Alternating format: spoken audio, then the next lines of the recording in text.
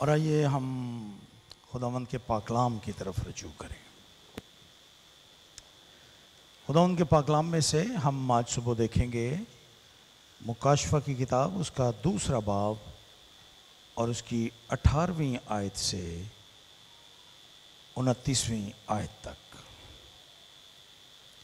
और इन आयात को हमारे लिए पढ़ेंगी मिस मारुख गुल।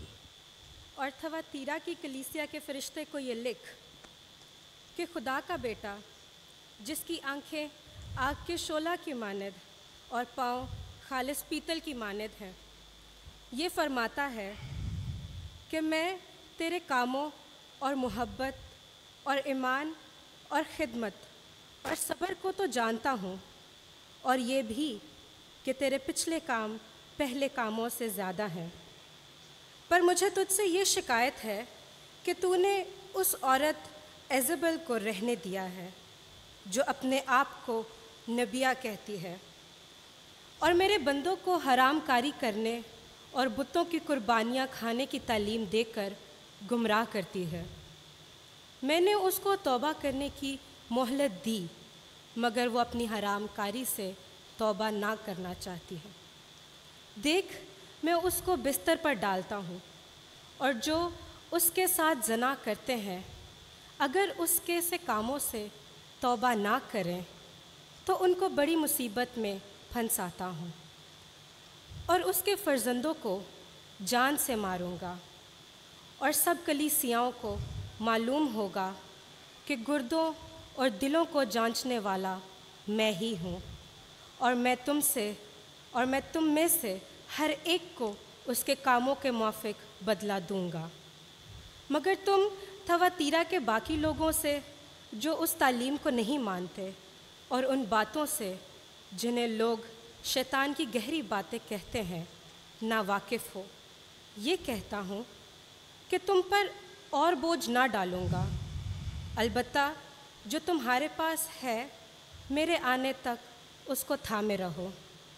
जो गालिब आए और जो मेरे कामों के मुआफिक आखिर तक अमल करे, मैं उसे कौमों पर इख्तियार दूंगा, और वो लोहे के असा से उन पर हुकूमत करेगा, जिस तरह के कुम्हार के बर्तन चकनाचूर हो जाते हैं।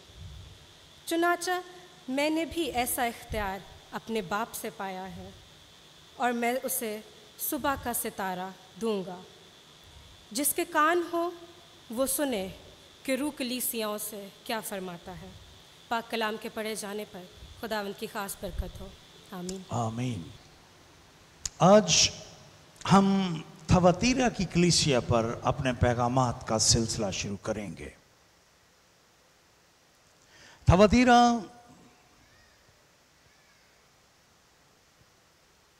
की कलीसिया के नाम खुदावंद यीशु मसीह ने सबसे लंबा खत लिखवाया। ये जो 7 खतूत हैं, इनमें ये सबसे लंबा खत है। और इसकी एक और ख़ास बात यह है कि ये बिल्कुल दरमियान में है। 3 खत इससे पहले और 3 खत इसके बाद, बिल्कुल दरमियान में है ये थवातीरा।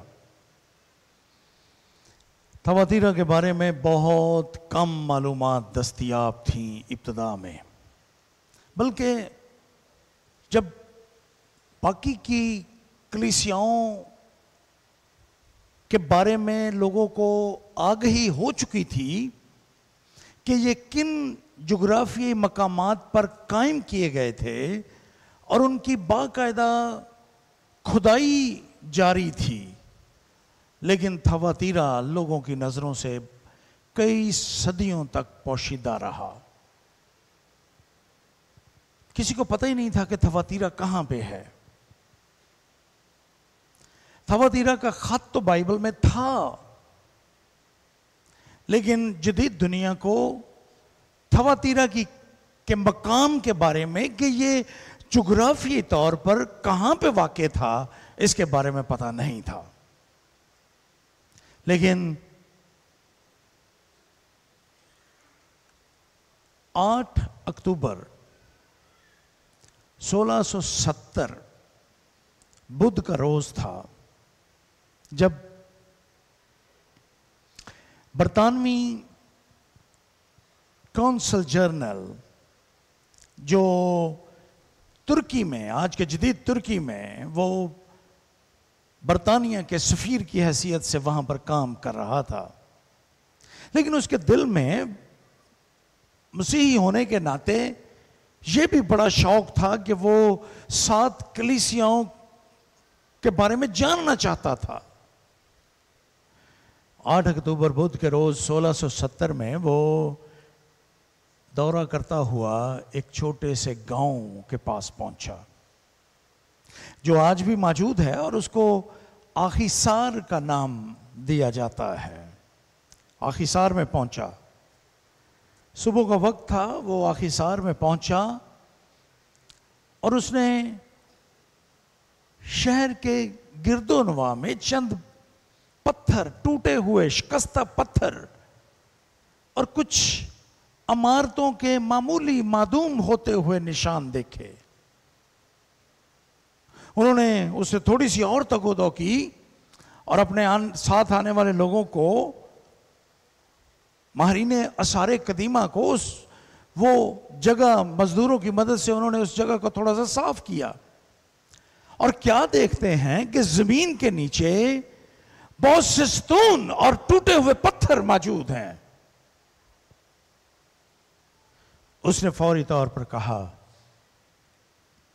कि थवातीरा मिल चुका है।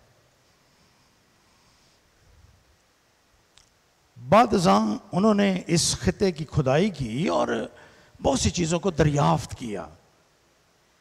सो आज हमारे लिए थवातीरा का मकाम, थवातीरा शहर अजनबी ना रहा, बल्कि इसकी खुदाई से बेशुमार नवादरात दुनिया की आंखों के सामने आ गए। ये शहर तकरीबन खुदावंद यीशु मसीह की पैदाइश से 3 सदियां पहले आबाद किया गया था और इस पर फारसी हुकूमत थी। फारसियों के बाद इसको शोहरत उस वक्त मिलना शुरू हुई जब सिकंदर आजम ने इस पर कब्जा कर लिया। लेकिन सिकंदर के बारे में आप जानते हैं कि वो कुछ ही अरसे के बाद इंतकाल कर गया, इस दुनिया को छोड़ गया। उसकी मौत के साथ ही फौरन बाद उसके 6 जर्नैल जो बड़े ताकतवर थे, उनमें से 4 ने उसकी सल्तनत को तकसीम कर लिया। उसकी 2 बेवियां थीं, एक ईरानी शहजादी जिसका नाम रुखसाना था और एक अफगानी बीवी। दोनों में से एक एक बेटा था जो बहुत छोटी उम्र में थे। उन बेटों को भी मार दिया गया और उनकी बीवियों को भी कत्ल कर दिया गया। सिकंदर की मां को भी खत्म कर दिया गया और इन जर्नैलों ने उसकी सल्तनत को तकसीम कर लिया। एशिया कोचक का सारा इलाका ये लूसी खामस नाम जर्नैल के कब्जे में आया, लेकिन ये जर्नैल महालाती साजिशों का शिकार हो गया। ये एक ऐसा शख्स है जिसने हुकूमत की खातिर इसके कान किसी ने भरे कि इसकी एक बीवी अपने बेटे को इसके तख्त पर बिठाना चाहती है, इसने अपने बेटे को कत्ल करवा दिया। बेटे के कत्ल से शाम के बादशाह ने इस पे चढ़ाई कर दी और कमजोर हो चुका था, इसलिए रवायत के मुताबिक सुलूकस अव्वल जो शाम जिसके हिस्से में आया था वो इस पर काबज हो गया। वो यहां पर खैमाजन था कि उसको खबर मिली कि उसके घर में बेटी पैदा हुई है। उसने अपनी बेटी की पैदाइश के मौके पर यह लफ्ज बोला था तीरा, यानी बेटी पैदा हुई है। और यूं इस शहर को यह नाम मिल गया था तीरा। अंग्रेजी में आज भी हम थातीरा बोलते हैं, थित्रा, थतीरा, इस तरह का तलफ़्फ़ुज़। उर्दू में हम इसको थवतीरा कहते हैं। बहरहाल ये इस शहर के नाम की कुछ पस मंजर है उसका।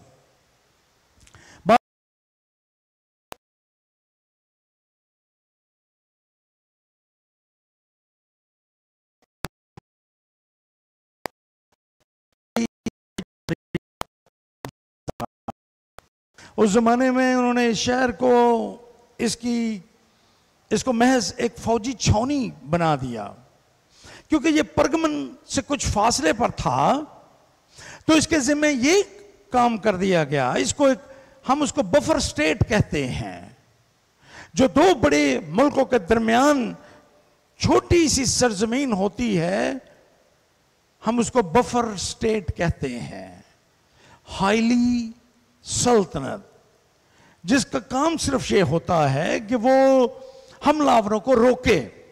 सो जब परगमन पर कोई लोग, कोई ताकत, कोई हुक्मरान हुकूमत चढ़ाई करते थे, तो इसका काम यह था कि ये उनको उस वक्त तक रोके रखे जब तक परगमन की फौजें उसका मुकाबला करने के लिए तैयार ना हो जाएं। इसी वजह से ये शहर तारीख में बहुत मर्तबा बर्बाद हुआ और इसको फिर आबाद किया गया। ये अब मैदानी इलाके में कायम था, इसलिए जैतून, गंदम, कपास, अंगूर और तंबाकू की फसल के लिए भी ये बहुत मकबूल रहा। अपनी जोग्राफी हैसियत के मुताबिक ये ऐसी शाहराहों पर वाक़ था जहां पर हमा वक्त लोग सफ़र करते रहते थे। इसलिए अगरचे ये एक फौजी चौकी के तौर पर बन गया, बफर स्टेट हो गया, लेकिन इसके बावजूद इसकी तजारती अहमियत बहुत इसको बढ़ती चली गई और ये शहर एक तजारती शहर बन गया। इस शहर में रंग साजी एक मकबूल पेशा था। पीतल के बर्तन, कूजागरी यानी मट्टी के बर्तन बनाने का काम इस शहर में होता था। और एक खास बात, कदीम ज़माने में ख़वातीन को इस शहर में बड़ी अहमियत दी जाती थी। इस शहर में बड़े आला ओहदों पर ख़वातीन फाइज थीं, हत्ता के ख़वातीन काहिन भी मंदिरों में हुआ करती थीं, थवातीरा के मंदिरों में। सो ये शहर जहां इसके पास दौलत की कसरत थी, जहां ये तजारती और जोग्राफी इतबार से बड़ा अहम था, वहां पर कदीम ज़माने में इसने ये रवायत भी डाली कि ख़वातीन को मुआशरे में एक जैसा मकाम दिया जाए, मर्दों के बराबर मकाम दिया जाए। सो ख़वातीन कहानत की जिम्मेदारियों पर भी फाइज थी इस शहर में। आप जानते हैं कि इस शहर की एक खातून जो एक बहुत बड़े बिजनेस वुमेन के तौर पर हम उसको जानते हैं, अमाल की किताब उसके 16वें बाब और उसकी 14वीं आयत में उसका जिक्र है। पालूस एशिया से बॉस्फोरस या एजियन सी को अबूर करके यूरोप में पहुंचा, फिलिपी शहर में, और वहां पर जाते ही उसका सामना एक खातून और उसकी चंद साथियों के साथ हुआ। और वो खातून, हम उसको आज लिदिया के नाम से जानते हैं, और उसके बारे में लिखा है कि वो किरमज बेचने वाली थी, अर्गवानी रंग बेचने वाली थी।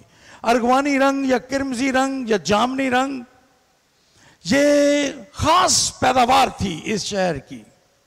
ये रंग जो है ये मछली के गलफड़े से हासिल किया जाता था। एक खास मछली जिसको हम म्यूरिक्स कहते हैं, शेलफिश, उसके गलफड़े से चंद कतरे, एक मछली से 2-3 कतरे महज ये रंग हासिल होता था। अब अंदाजा कीजिए कि ये हजारों लाखों की तादाद में ये सीप फिश, या मैंने इसका तर्जमा सदफ माही भी किया है किताब में, यानी जो शेल के अंदर मछली होती है, उससे ये कीमती रंग हासिल करते थे। और बाद में दरिया के पानी के साथ इसको एक ख़ास कीमियाई मलमल से गुजार कर ये रंग तैयार किया जाता था। सो ये बड़ा महंगा रंग था और इस रंग की बड़ी वैल्यू थी। सिर्फ रॉयल फैमिलीज, सिर्फ जो शाही लोग थे, उमरा और इशराफिया, वो इस रंग को इस्तेमाल करते और खरीदते थे। इसलिए लिदिया के बारे में लिखा है कि लिदिया जो किरमस बेचने वाली थी बहुत दौलतमंद थी, क्योंकि वो किरमस का कारोबार करती थी जो इशराफिया या उमरा खरीदा करते थे महंगे दामों। गालबन इसकी कीमत सोने चांदी से भी कहीं ज्यादा होती थी। इस शहर में एक और ख़ास बात थी, और वो ये कि आज की दुनिया में आप तंजीमों और अंजुमनों को देखते हैं, तजारती अंजुमन, रिक्शा ड्राइवर्स की अंजुमन, कपड़े की सनत से वाबस्ता लोगों की अंजुमन, उनका आगाज भी इसी शहर से हुआ। इस शहर में बहुत सी अंजुमनें थीं, कारोबारी तंजीमें थीं। अगर कोई शख्स कारोबार करना चाहता तो इन तंजीमों की रुकनियत लेना बहुत ज़रूरी थी, अदरवाइज वो कारोबार करने की इजाज़त नहीं देते थे।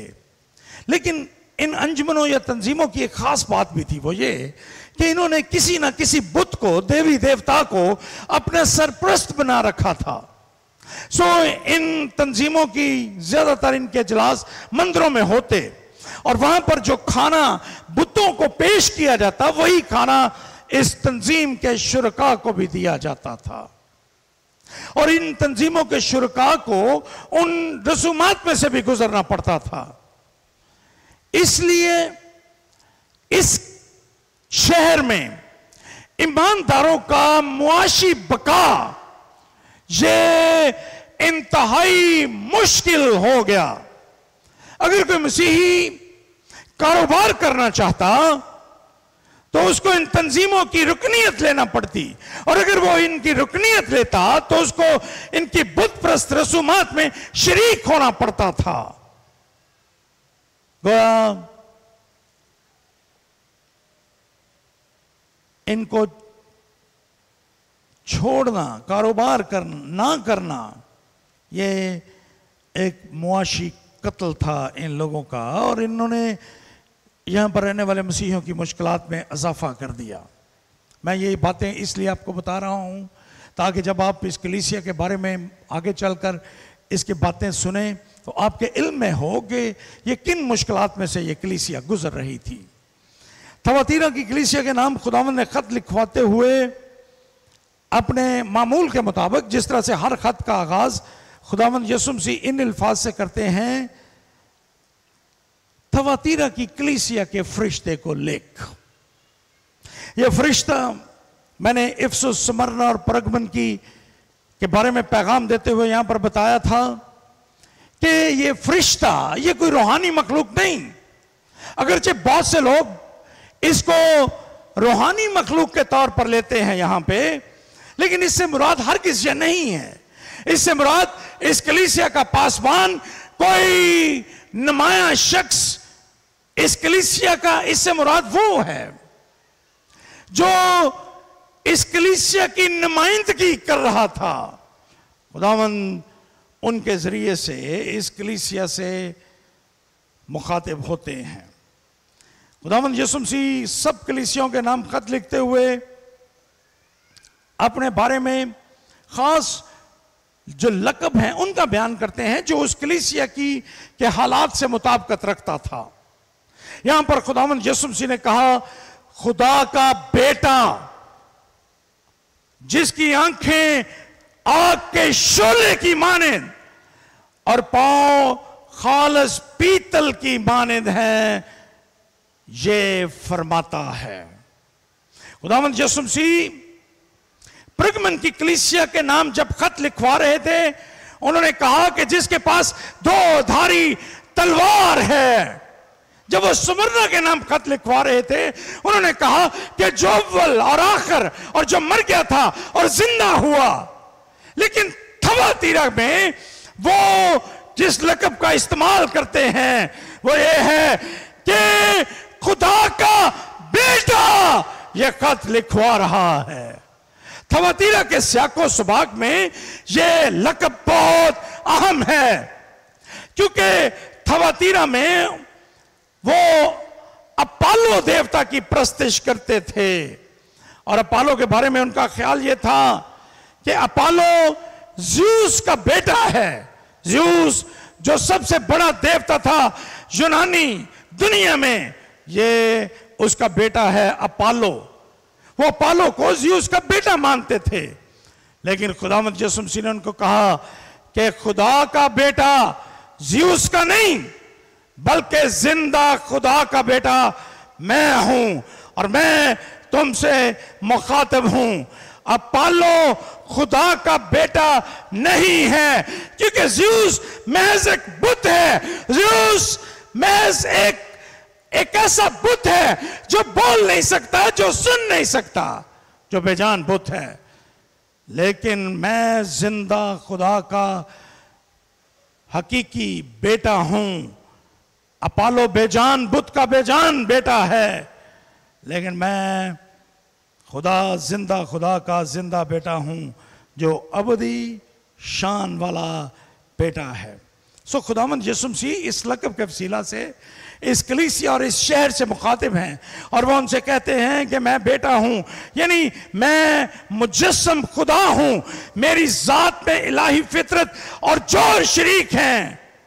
मैं खुदा का बेटा हूं। उन्होंने इस शहर में जहां बुत परस्त अक़वाम रहती थी और जो अपोलो की प्रस्तिश कर रहे थे, उनको चैलेंज किया और उनको कहा कि मैं खुदा का बेटा हूं और मेरे पास नजात है और मैं ही खुदा और इंसान के दरमियानी होने की हैसियत रखता हूं। और इसी दरमियानी हैसियत से, खुदा का बेटा होने की हैसियत से, वो थवातीरा की कलीसिया से और इस शहर के लोगों से मुखातिब है। अब जरा गौर कीजिए, हम जिस मुआशरे में बसते हैं, यहां पर खुदावंद यीशु मसीह के बारे में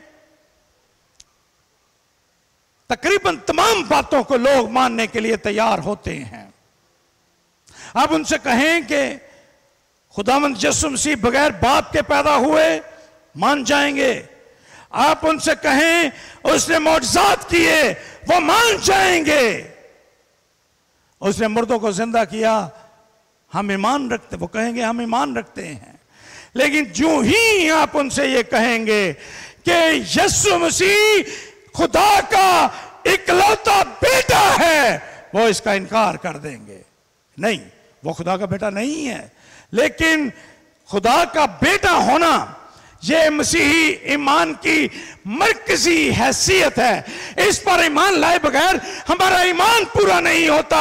अगर हम खुदा को, यीशु को खुदा का बेटा ना माने तो हम मसीही कहलाने के लायक नहीं हैं, हम निजात के काबिल नहीं हैं और हम खुदा की बादशाहत में दाखिल भी नहीं हो सकते।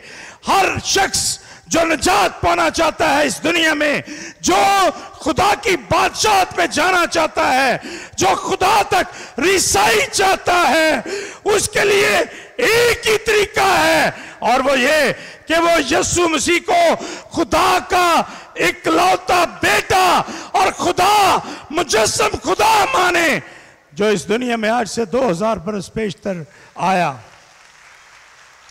जब तक लोग यीशु को खुदा का बेटा नहीं मानेंगे, वो खुदा की बादशाहत से बाहर रहेंगे। आप थोड़ी देर के लिए तसव्वुर कीजिए, आज आपको बड़े बड़े लोग जो आली मर्तबों पर फाइज हैं, आपको ऐसे लोग जो हुकूमती इख्तियार रखते हैं, जिनकी एक उंगली या अबरू के इशारे से तारीख बदल जाती है।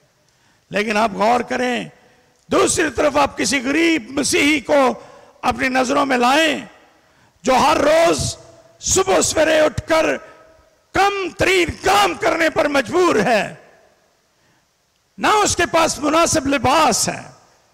लोग नफरत करते हैं मसीहियों से, लेकिन आप आखिरी अदालत पर गौर कीजिए, जब दुनिया का मुंसिफ तख्त पर बैठेगा तो इंसाफ किया जाएगा, सच्चा इंसाफ, जहां ना रिश्वत ना सिफारिश काम करती है, ना ताल्लुकात काम आते हैं। वहां पर जब वो इंसाफ करेगा तो ये तमाम लोग जिन पर आज आप रश करते हैं, जो दुनिया के ताज अपने सरों पर सजाए हुए हैं, ये सब लोग खुदावंद की अदालत में खड़े नहीं रह सकेंगे। इनके सारे ताज यीशु के कदमों में होंगे और गरीब बेबस मसीही उनको यीशु कहेगा, जो खुदा को उसका यीशु को उसका बेटा मानते हैं, खुदा का, उनसे कहेगा वो खुदा की बादशाहत में चले जाएं।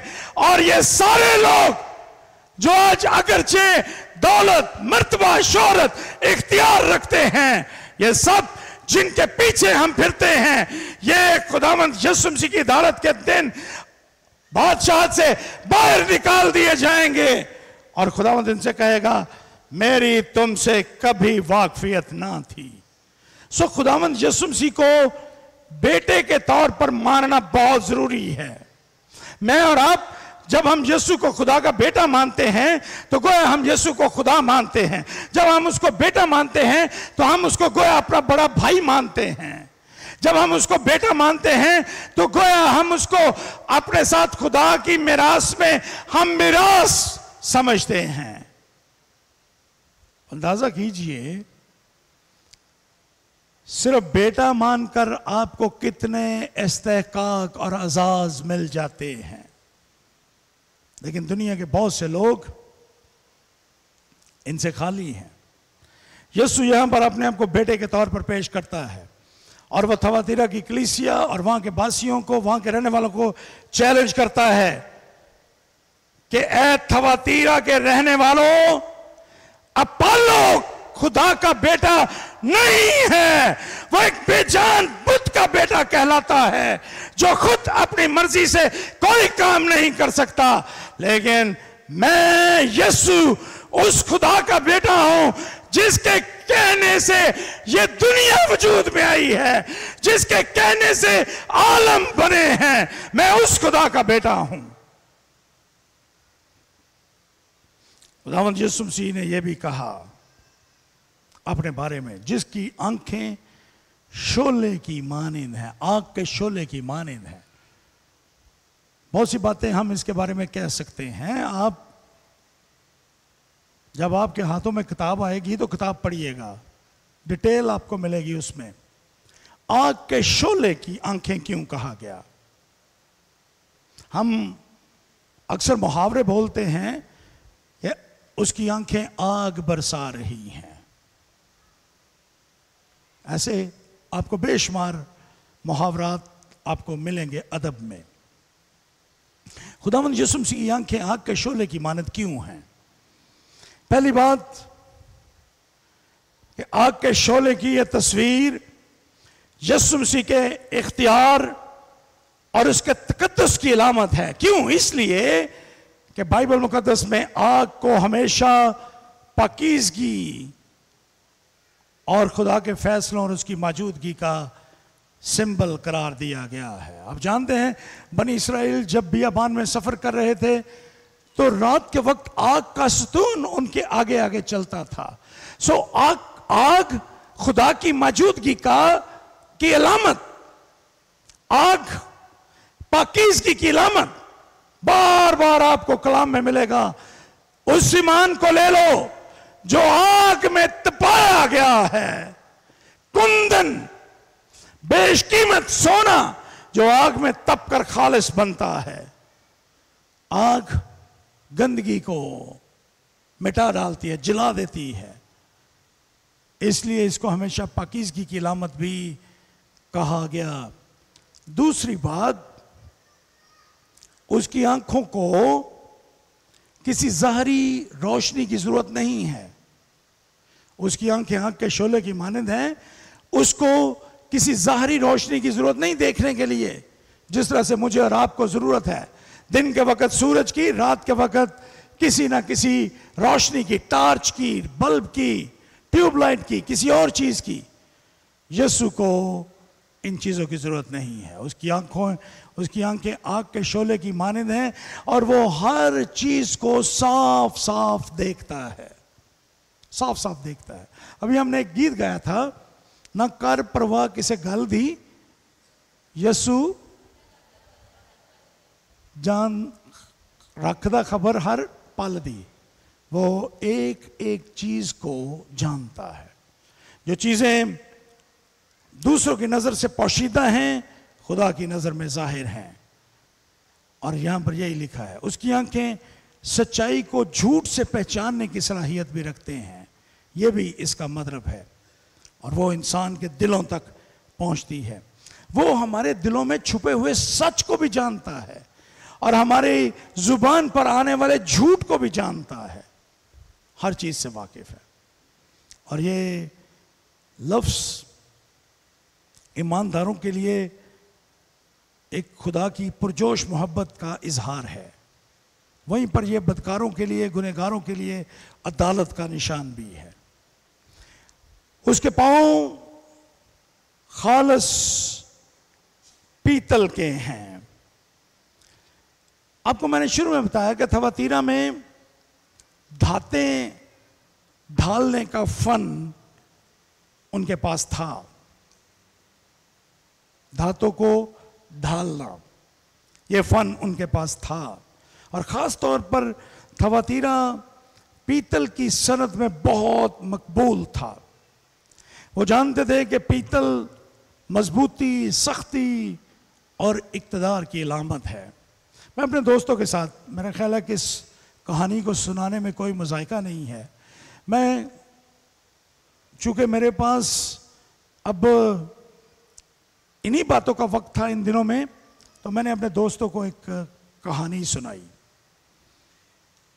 कि जब सल्तनत उस्मानिया ने कस्तंतुनिया को फतह करने की बहुत सी कोशिशें की, लेकिन नाकाम हो जाते थे। कस्तंतुनिया जोग्राफी तौर पर बड़ी अहम जगह पर वाक़ था, जहां पर खलीज बासफोरस, एजियन समुंदर और ब्लैक सी यानी बहरे अस्वद को आपस में मिलाती है। उस्मानी इस पर कब्जा करना चाहते थे। ऑटोमन एम्पायर, बार बार उन्होंने इस पर हमले किए और कस्तंतुनिया मसीही ईस्टर्न ऑर्थोडॉक्स कलीसिया का मरकज बन चुका था उस जमाने में। कस्तंतीन आजम के नाम पर उसका नाम कस्तंतुनिया रखा गया था। जब इसको फतह करने की कोशिश कर रहे थे, नाकाम हो जाते थे। फिर एक मसीही इंजीनियर ने उनको बताया कि लोहा जो है ना, लोहा ये जल्दी गर्म हो जाता है। आपके पास जितनी तोपें हैं वो सारी लोहे की हैं। आप 2 गोले चलाते हैं तो बस हो जाती है, आप उसको इस्तेमाल नहीं कर सकते। तो उसका हल उन्होंने ये निकाला कि आप ऐसा करें कि पीतल की तोपें बनवाएं। अब सुल्तान, जिसका ड्रामा आप देखते रहे हैं पिछले दिनों में,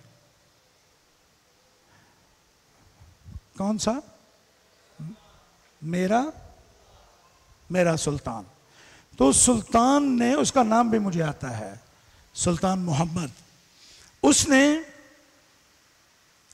उस इंजीनियर से पूछा कि भाई हमारे पास तो पीतल है ही नहीं, तो हम कहां से लाएं। उसने कहा कि आपकी सल्तनत में कितने चर्च हैं, कितने गिरजाघर हैं। उसने कहा हजारों।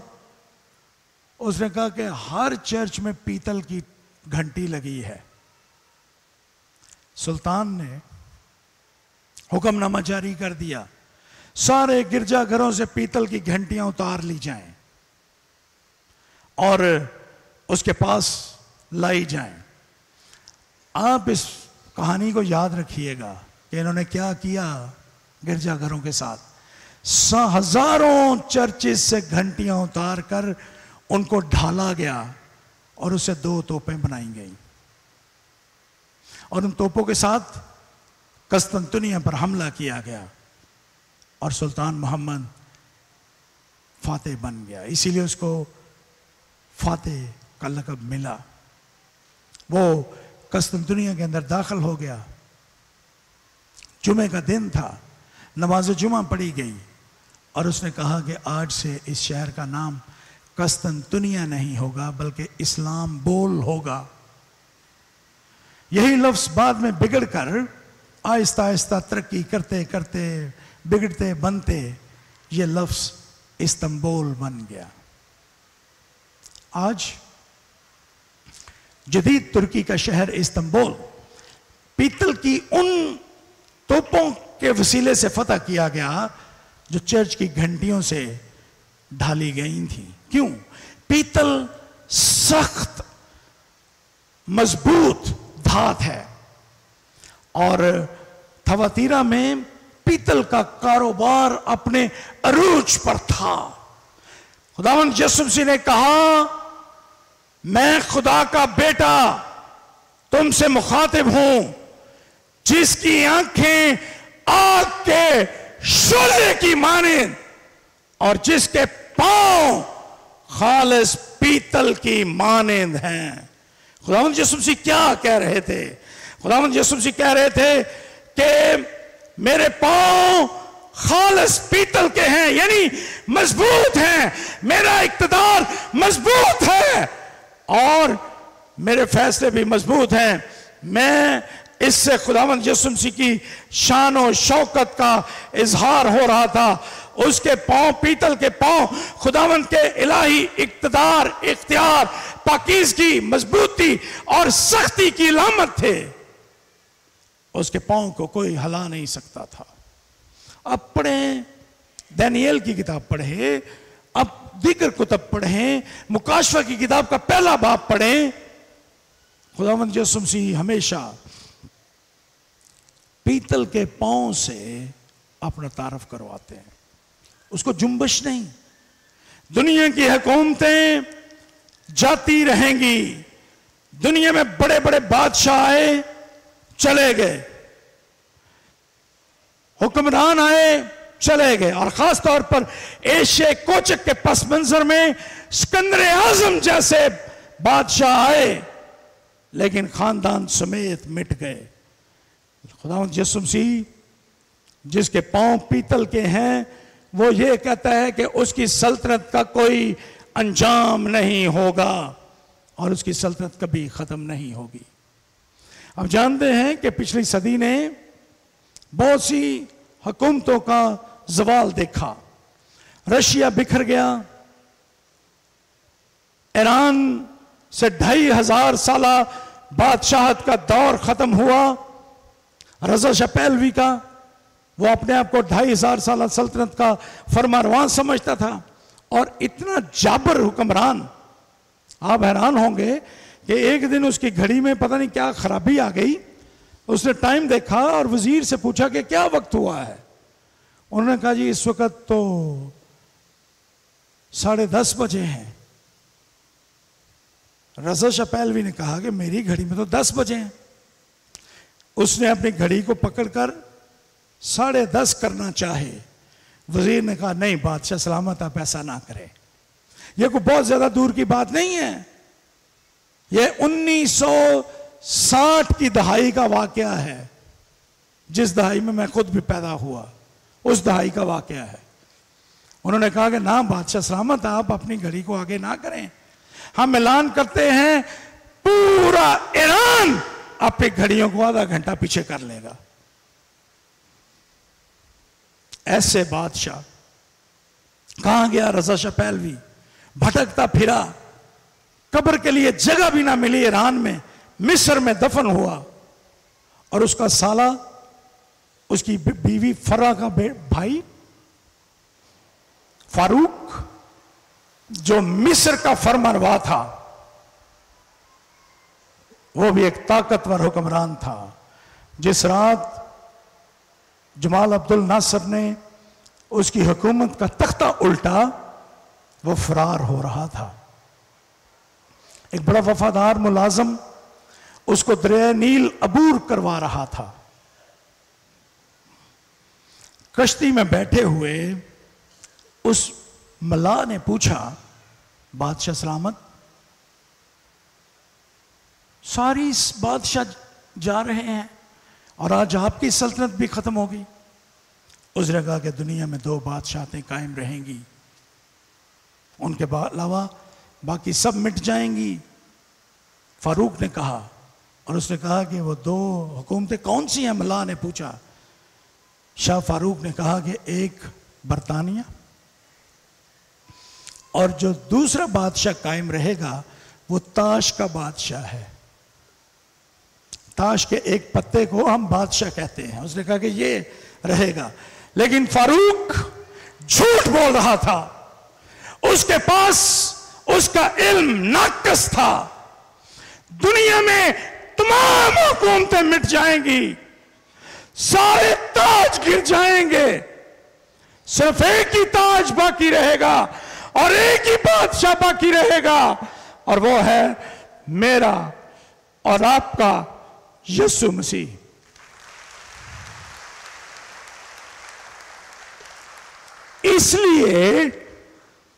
इसलिए उसकी वजह यह है कि उसके पांव खालिस पीतल के हैं, यानी उनमें कोई लग्जश नहीं है, उसको कोई हटा नहीं सकता, उसकी सल्तनत को कोई गिरा नहीं सकता, उसके सामने कोई खड़ा नहीं हो सकता। खुदावंद थवातीरा को यही कहते हैं, मैं खुदा का बेटा, जिसकी आंखें आग के शोले की मानिंद और जिसके पांव पीतल के हैं, वो फरमाता है।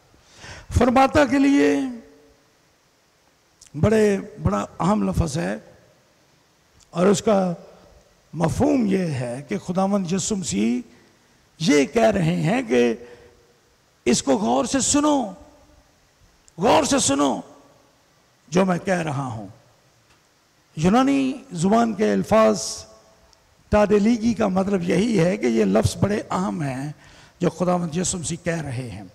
और आप जानते हैं कि खुदावंद यीशु मसीह क्या कहते हैं इन कलीसियाओं से?